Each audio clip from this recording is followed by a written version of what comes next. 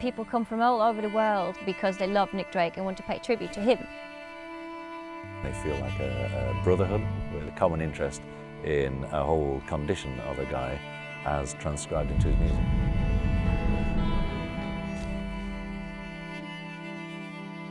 I feel him very close from a human point of view.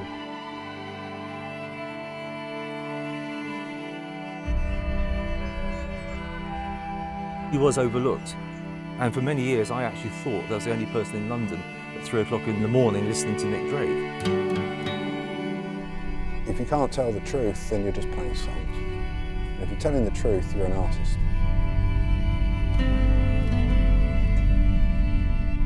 He always said if only one person was touched by my music, it would have all been worth it.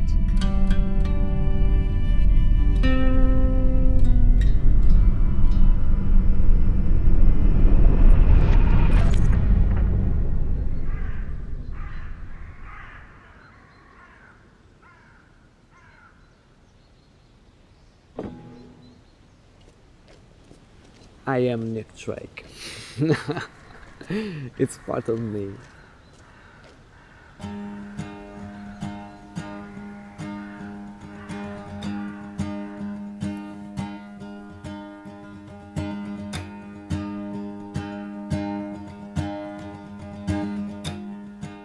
I'm Fabio Albanese and I come from Italy, southern Italy.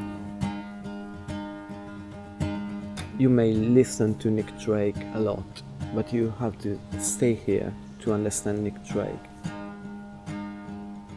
If you are a fan or a player, staying here is really important because you can feel his spirit.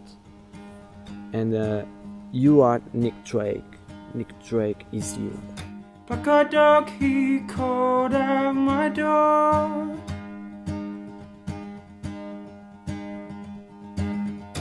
Like a dog, he called out for more. Like a dog, he called out my name.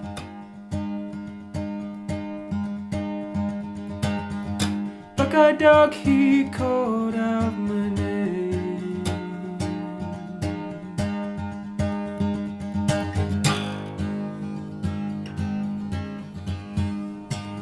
I was wearing a jacket one day, and a friend of mine said, "You look like Nick Drake." I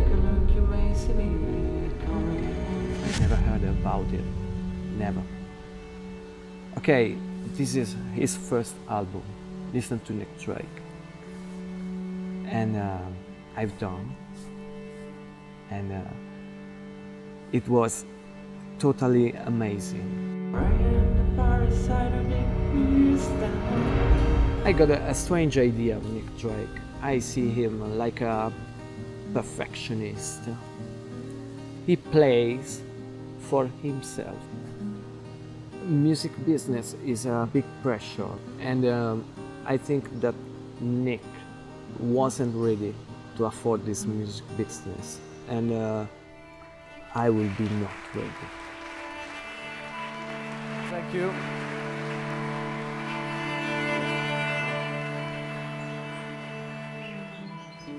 It was just by chance we found ourselves in the Melody Maker with Nick Drake. We were this supporting artist for Nick. The way that Nick was, a very shy person, hunched up over his guitar, didn't have a great deal of communication with the audience. He was within himself, totally enveloped in his music. These would have been the songs that Nick would have heard at that gig. He came in about halfway through our set, I think. So I can't remember the exact order we did these songs in, but these were some of the songs and some of the instrumentals we did from that evening. Watching the time grow.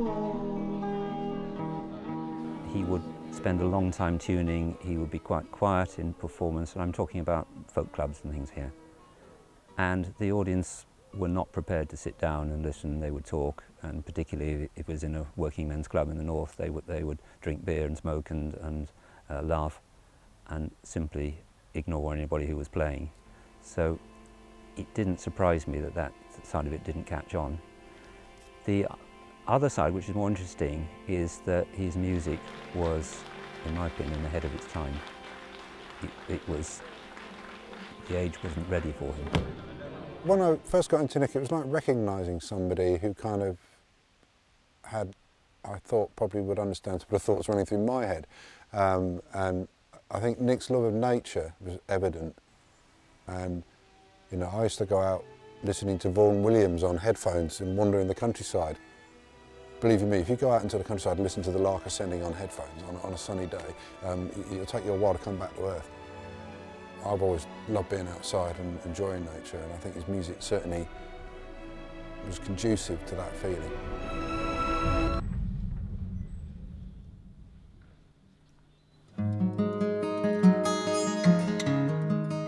People who don't like Nick Drake think his music's depressing, and they don't understand the journey in it and the fact that it's about resolving depression.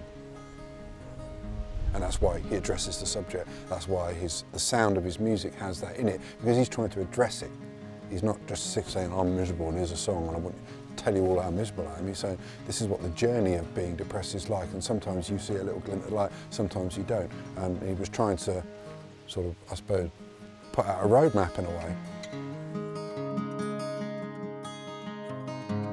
You can see the sun is shining if you really want to. I can see the moon and it seems so clear. You can take a road that takes you to the stars now. I can take a road that will see me through. I can take a road that will see me through. He certainly improved me as a guitarist, because when I first came here I couldn't play any Nick Drake.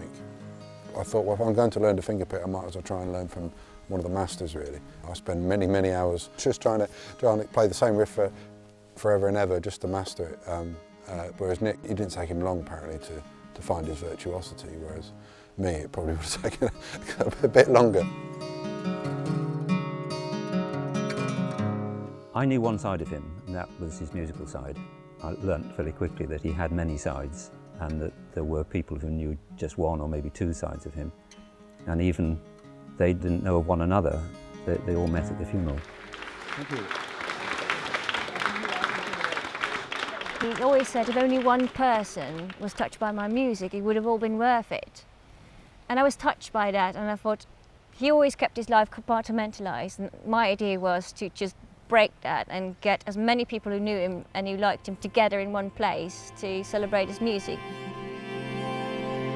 Nick has shown me how I can feel right in, you know, all the turmoil around, you know, the life I've been through so far. It's always good to come back here to say hello and to reflect and play music for you.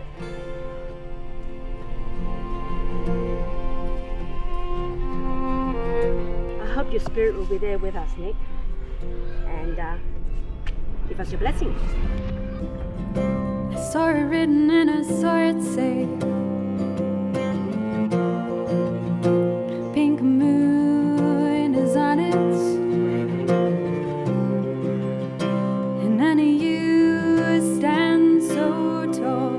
His music is really very contemporary. Despite having been written in 1960s, you know, it just sounds like something you hear these days and better. How many songs do we know nowadays that we continue to listen to? It's the honesty, I think. The fact that this guy completely got self-absorbed into his own world, and then did the strange thing of giving everybody the keys so they could come and see what was happening.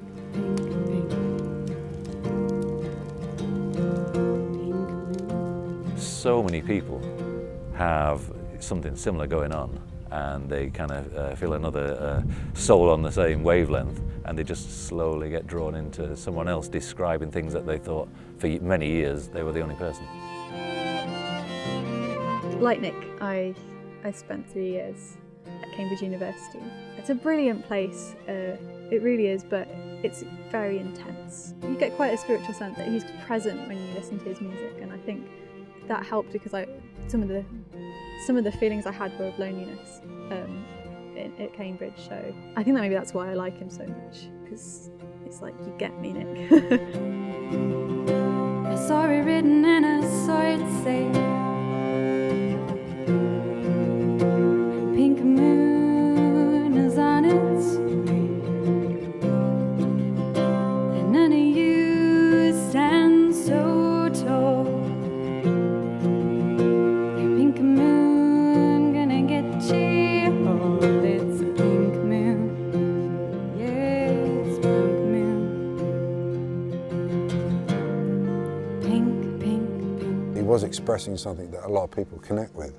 And I think for Nick, that's all he was interested in doing, was connecting with people. People that come here are kind of shy people. I know there are a lot of musicians, but there's a lot of shy musicians, frankly. Look at Nick. And I think they come here and they feel like a brotherhood with the other people that are so into the same music. Because it's not just like, you know, we've got a common interest in something random. It's really a common interest in a whole condition of a guy as transcribed into his music. I'd like to show my appreciation of what I've learned from him. We can help ourselves through our lives by doing something beautiful and share it with other people. The gathering is very sacred to some people, especially if you've learned a lot of lessons through it, or it's really brought you together. You're going to want to share it.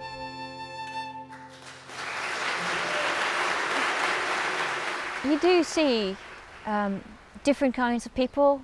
We do get these sort of lost souls who recognise themselves in him and his music.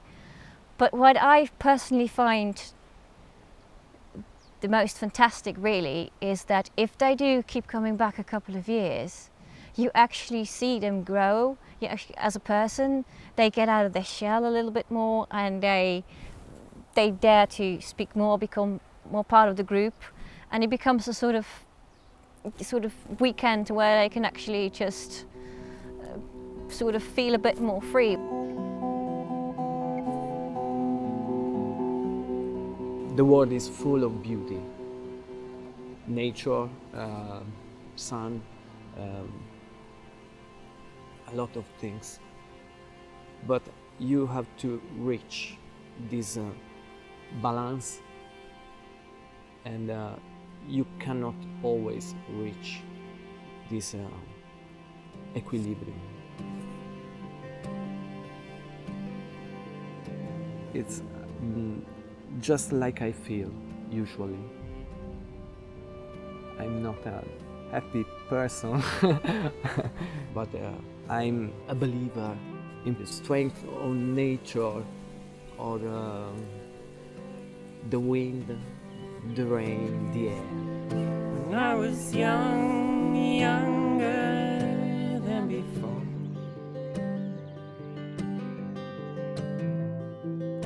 never saw the truth hanging from the door. I would like him to know that his music did get through in the end, and that what he had in mind and what he was trying to express hit the mark. It just didn't hit the mark in his time. I like to think he would have been pleased and probably a little embarrassed. But the main thing that he would have realised that his music was being appreciated and enjoyed, and that was a great thing for him, because that's not what he achieved in his lifetime. And I was green, greener than the hill,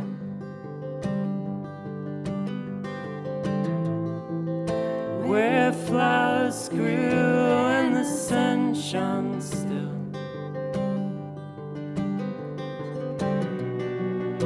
But now I'm darker than the deepest sea. Just hand me down, give me